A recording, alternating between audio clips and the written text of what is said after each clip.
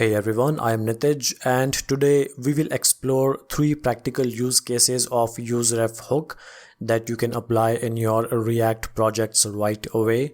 In each of these use cases that I am about to show you, useRef provides a way to access and manipulate DOM elements directly and to store immutable data across renders without causing additional renders, and also to persist data that does not influence the render cycle. The first use case that I'm going to talk about is using useRef to set focus on an input element. So over here, a new ref is being created, which is then being attached with a text input. Now, whenever this button is going to be clicked, then we can simply use input ref.current as a pointer or a reference to this input element, and then we can call the focus function to set the focus on this input.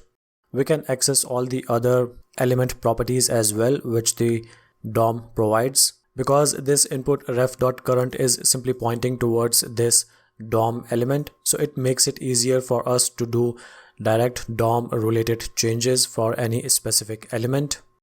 The second use case could be where we can use useRef to do cleanups after our component is unmounted.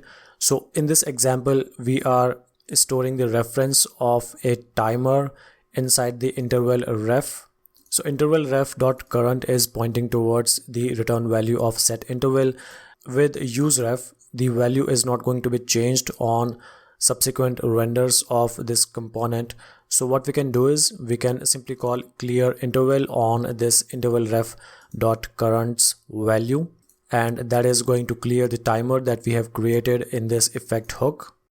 The third and final use case of useRef hook is where we can render a map component. So normally whenever we have to render a map component or any other such kind of HTML element using React, then we have to provide the reference of a container element which is going to act as a parent for our maps. So over here we are creating two refs. The first one is the map container and the second one is the map instance. Now in this component we are using leaflet to create a new map. So with leaflet, first we need the map container where the map is going to be rendered, and we will also need the map instance to access the leaflet map features. And when this map component is going to be unmounted, then the useEffects cleanup function is simply going to call remove on a map instance.current. Now you must be thinking that we can also use a normal variable as well instead of creating a map instance ref.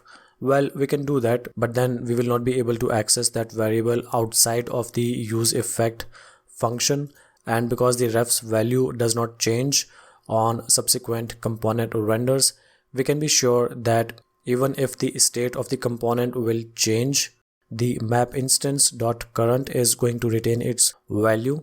So these were the 3 use cases of useRef in React. We have seen how it helps in accessing DOM elements, storing previous state values, and also managing mutable variables efficiently. If you found this tutorial helpful, then please don't forget to subscribe. Thanks for watching and I will see you in the next video.